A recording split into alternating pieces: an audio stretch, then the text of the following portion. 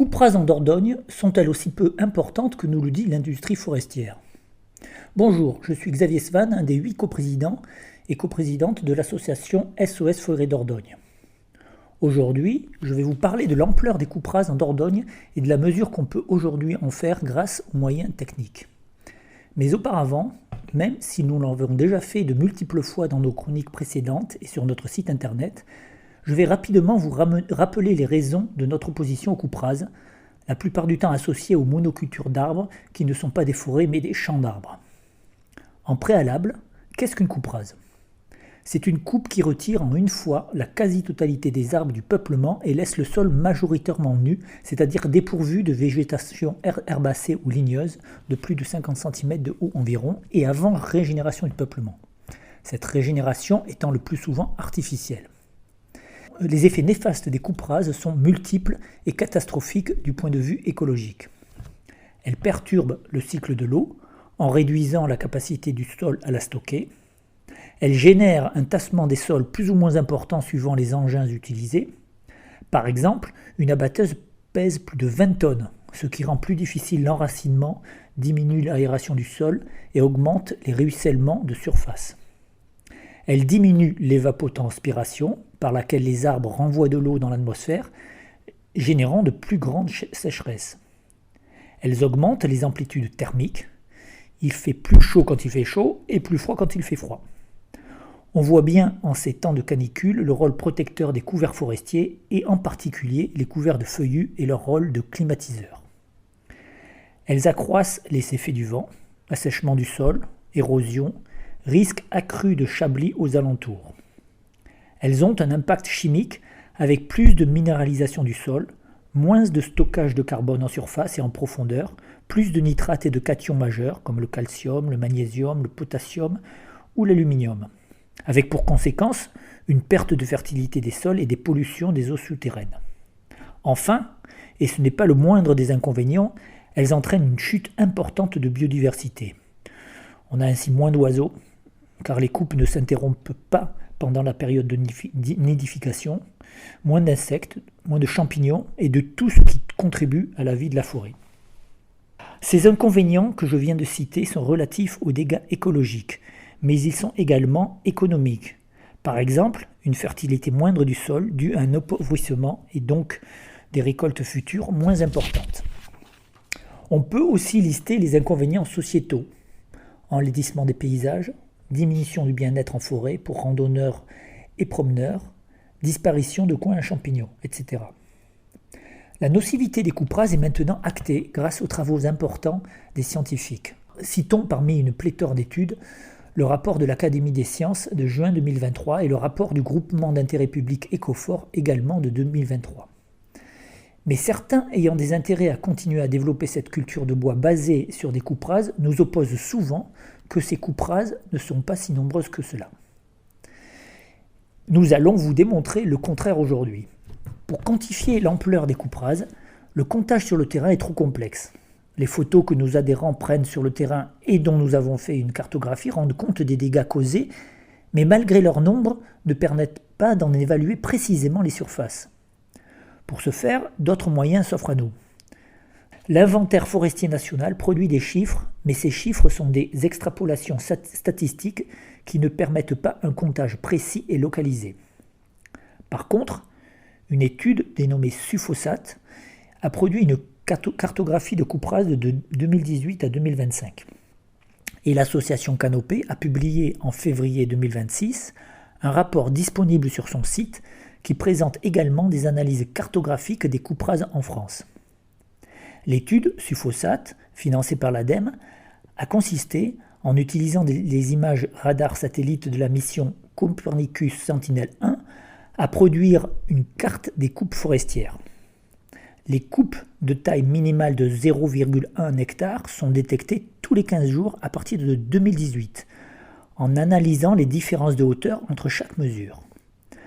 En utilisant 967 parcelles de validation, les cartes ont montré une précision globale de 94,7% pour toutes les forêts, de 93,1% pour celles de feuillus et de 96,5% pour celles de conifères.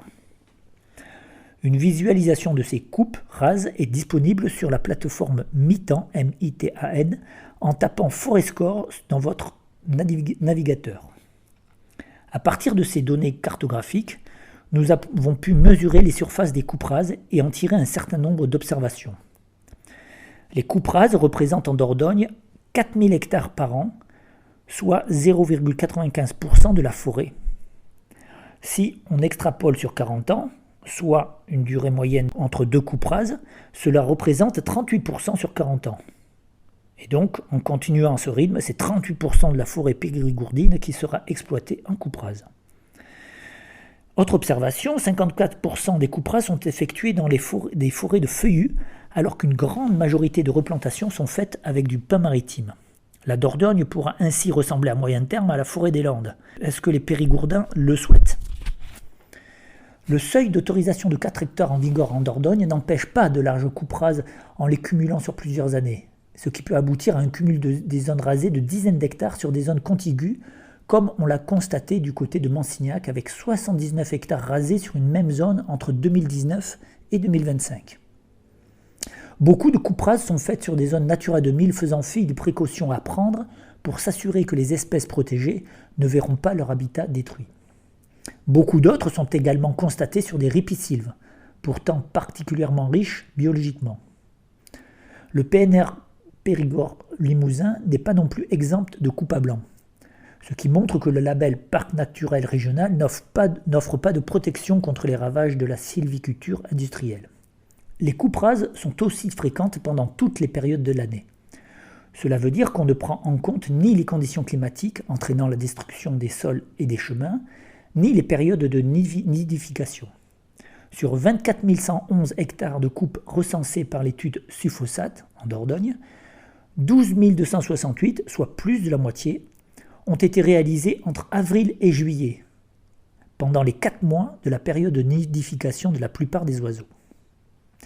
Face à l'ampleur de ces coupes rases qu'on ne peut plus nier sauf à faire preuve de malhonnêteté intellectuelle, notre association SOS Forêt Dordogne souhaite une loi nationale sur la limitation et à terme l'interdiction des coupes rases, sauf en cas de problèmes sanitaires ou d'événements climatiques. Elles sont par exemple interdites dans plusieurs pays d'Europe, en Italie, en Suisse, en Slovaquie ou en Bulgarie, et fortement limitées dans d'autres. Suppression des aides dédiées au bois énergie qui devraient être réorientées vers le bois d'œuvre et vers une gestion sylvicole respectueuse des écosystèmes forestiers, comme la sylviculture mélangée à couvert continu, ou vers des méthodes de foresterie douce. Promotion des techniques alternatives aux coupes rases, exemple, débardage à cheval ou par câble. Par des réorientations des financements, augmentation des formations, communication et information. À court terme, un abaissement du seuil d'autorisation de coupe en Dordogne à 0,5 hectare pour les feuillus et à 1 hectare pour les résineux. C'est une décision que la préfète peut prendre. Une plus grande prise en compte des problématiques environnementales dans les plans simples de gestion, ces documents obligatoires à partir de 20 hectares de forêt exploitée. Ces documents devraient d'ailleurs être accessibles au grand public. Au niveau départemental, d'autres mesures ont été présentées par notre association et sont consultables sur notre site. Le chemin vers une forêt périgourdine riche, respectueuse des équilibres écologiques, tout en restant productive, est long. Et c'est une prise de conscience la plus large possible qui permettra d'atteindre cet objectif. J'espère vous avoir convaincu, et si vous voulez retrouver les informations présentées dans cette chronique, vous pouvez consulter le diaporama présenté en avril 2026, disponible sur notre site dans la rubrique « S'informer ». Et n'hésitez pas à consulter les nombreuses rubriques ainsi que notre page Facebook ou Instagram. Vous y trouverez des actualités sur la forêt, des conseils de lecture, des vidéos. Tapez SOS Forêt Dordogne dans votre moteur de recherche et vous nous trouverez. À bientôt et profitez des promenades en forêt pour vous ressourcer.